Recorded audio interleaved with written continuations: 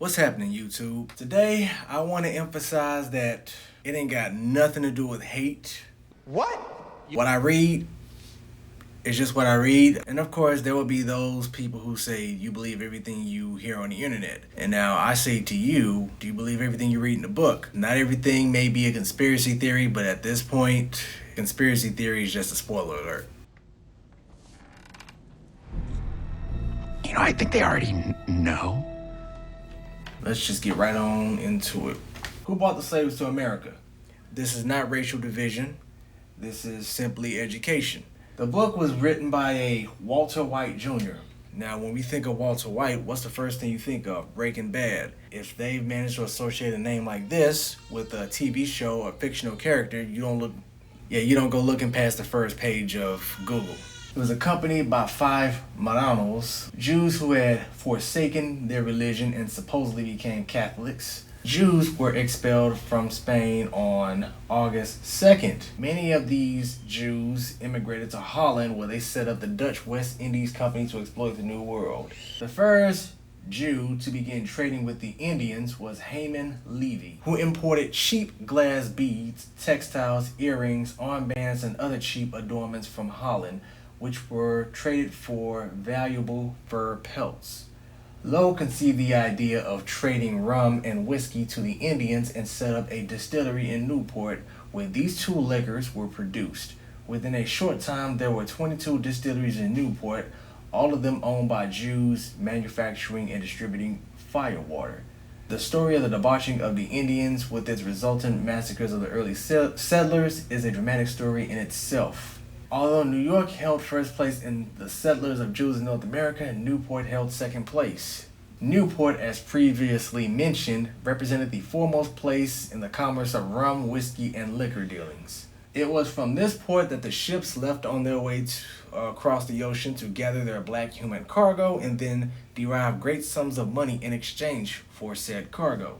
One is able to assess the Jewish share in the entire dealings of the Newport if one considers the undertaking of a lone Jew, the Portuguese Aaron Lopez, who plays an important part in the overall story of the Jews and slavery. Concerning the entire commerce of the colonies and later state of Rhode Island, bills of lading, concessions, receipts, and port clearances carried the signature name of the Jew Aaron Lopez. This all took place during the years 1726 to 1774.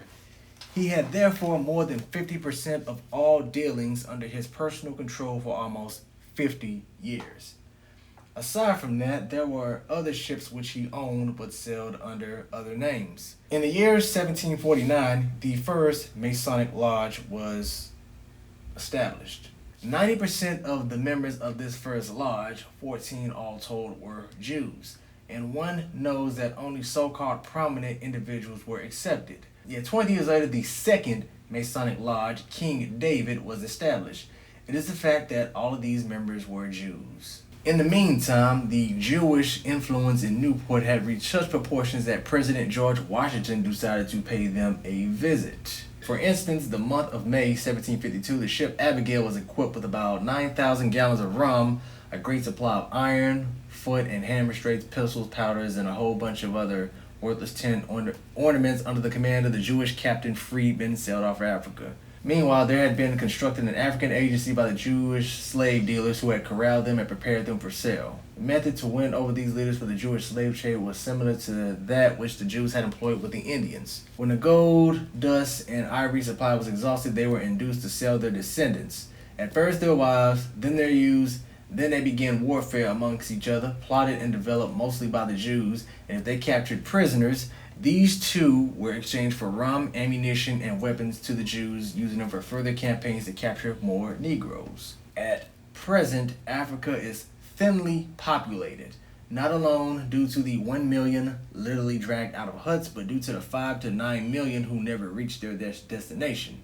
Most of the Jew agents knew how to treat sick Negroes with chemicals in order to sell them as sound.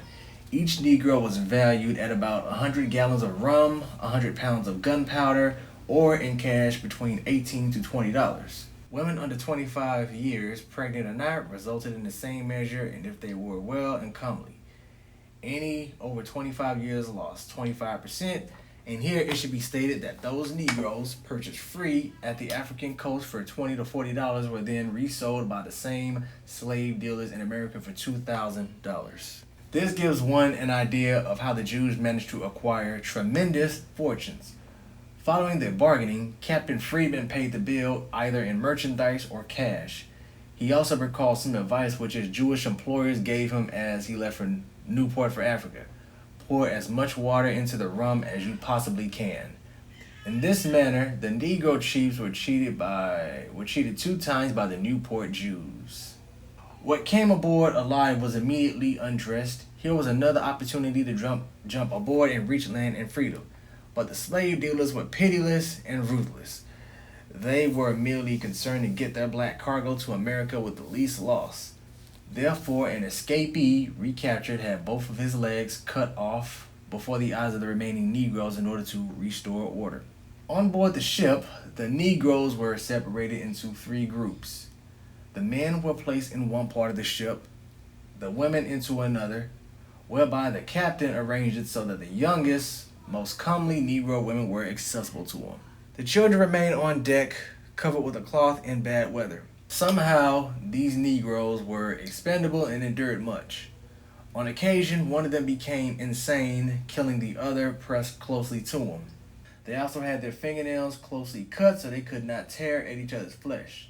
The most horrible battles came amongst the men to acquire a centimeter or 2 for a comfortable position. In the women's quarters, the same conditions prevailed. Women gave birth to children lying pressed together. Negro women were constantly raped by the captain and the crew, resulting thereby a new type of mulatto as they came to America. In many cases, due to the indescribable filth, some of the blacks became ill during the sea voyage from Africa to America. They became unemployable. In such cases, the captain accepted any price. It was rare to dispose of them, for no one wanted to purchase a sick Negro. Therefore, it is not surprising that the Jewish, unethical doctor senses a new form of revenue. They purchased a sick Negro for a small sum, then treated him and sold him for a large sum. On occasion, the captain would be left with a few Negroes for whom he did not find a buyer.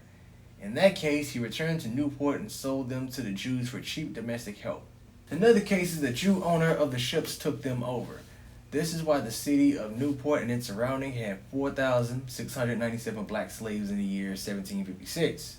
In many of the North American colonies, slavery was strictly forbidden. Georgia came under discussion, likewise, also Philadelphia, and again it was the Jews who managed a loophole which had given them freedom following the Revolutionary War. So they schemed to make slave trading illegal. One had but to read the names of those persons living in Philadelphia who were requesting the elimination of existing laws regarding the slavery dealing. They were the Jews Sandiford, Lay, Woolman, Solomon, and Benezet. We learn from Captain Friedman's books that the Abigail was a small ship and could only accommodate 56 people. He managed, however, to clear from one trip $6,621, which he in turn delivered to the owner of the ship, one Aaron Lopez.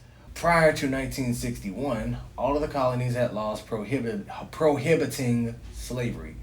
It was in this year that the Jews had become powerful enough to bring about the repeal of these laws and slavery began in earnest. It doesn't take a Jew long to discover what his brothers are doing. So a group of Jews settled in Charleston, South Carolina, where they set up distilleries for making rum and whiskey. They too learned that they could trade with the natives on the west coast of Africa for ivory. Several ships were purchased and sent to Africa, and the cycle begins again. During this time, there were a number of plantation owners established in the West Indies, and 2 Jews with strong Rothschild connections in Spain formed an agency called Asiento, which later operated in Holland and England. It was through these connections that the Jews in Holland and England exerted influence, and both of these connections cooperated in helping the Jews provide black slaves for the colonists.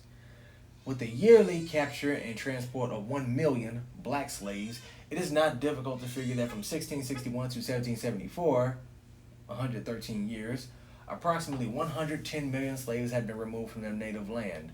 About 10%, or 11 million, black slaves reached the colonies alive. Indeed, the Jews admit that of the 600 ships leaving Newport At least half of them went to Africa, and we know what these ships going to Africa were seeking. The fact that Aaron Lopez had control of more than half of the combined deals is well known. The well-known Rabbi Morris A. Gutstein, in his book The Story of the Jews in Newport, attempts to remove these facts, maintaining that there is not any evidence that the Jews were connected with the slave trade. In a great number of published original unprejudiced writings in the Carnegie Institute, we find that Aaron Lopez pursued a tremendous commerce in rum with the African coast in exchange for slaves. Some Negroes managed through insurrection to gain control of one or another ship, turn it around with full sails toward their African home. The crew of one slave ship, three friends, tortured their black cargo in such a manner that the Negroes reciprocated in a bloody rebellion. They killed the captain and the crew and threw the dead overboard and sailed back to Africa, where they barely escaped with their hard-earned freedom. Partial list of slave ships owned by Jews: the Abigail, the Moses Levy, and Crown by Isaac Levy, Nathan Simpson, Nassau, Four Sisters, Anna and Eliza, Prudent, Betty, Hester, Elizabeth, Antigua, Betsy, I don't even know, White Horse Expedition, Charlotte, Caracoa. Slave runners also owned by the Jews were the La Fortuna, the Hannah, the Sally, and the Venue. And that's just a small list. Only about 10% of the slave ships' captains were Jews, not wanting to subject themselves to the rigors of the 6-month journey. They preferred to stay at home and continue the distillery operations, which continued to supply rum and whiskey to the Indians for many years at a very great profit. We cannot undertake even this brief history of the modern Jew without taking note of a phenomenon which has confounded Gentile society for 20 centuries. The ability of the Jewish people to collectively retain their identity despite centuries of exposure to Christian civilization. To any student of Judaism or to the Jews themselves, this phenomenon is partly explained by the fact that Judaism is neither a religion nor a racial matter, nor yet is it simply a matter of nationality. Rather, it is all three. It is a kind of trinity. Judaism is best described as a nationality built on the twin pillars of race and religion. All this is closely related to another aspect of Judaism, namely the persecution myth. Since first appearing in history, we find the Jews propagating the idea that they are an abused and persecuted people. This idea is and has always been about central in Jewish thinking. The myth of persecution is the adhesive and cement of Judaism. Without it, Jews would have long since ceased to exist, their racial, religious, nationality, in spite of it, notwithstanding. It is the fact that the Jewish people have suffered numerous hardships in the course of their history, but this is true of other peoples too. The chief difference is that the Jews have kept score. We must repeat, they have kept score. They have made a tradition of persecution. A casual slaughter of thousands of Christians is remembered by no one in 50 years, but a disability visited upon a few Jews is preserved forever in Jewish history. And they tell their woes not only to themselves, but to a sympathetic world as well. This is not preaching hate. It is merely documenting facts. Some of you, I know you hear things like this and you go, we should go kill all the Jews, or we should enslave them, or you might be one of them Hebrew Israelites saying that we should go. I'm not saying to go do none of that. I'm not saying go take revenge. I'm not saying to do none of that. Just merely pointing out, be aware of what happened in history. Otherwise, you'll fuck around and be repeating that same history. I believe in the ways of Jesus Christ. I believe in the ways of the Most High God. I do not always follow them, and sometimes anger does get the best of me, the better of me. Now, they say you're supposed to forgive your enemies and whatnot, and a lot of that slavery did come from Israel being stiff-necked. That does not mean be ignorant to what happened in the past. That's all I have for now. You leave in the comments below what you think of this.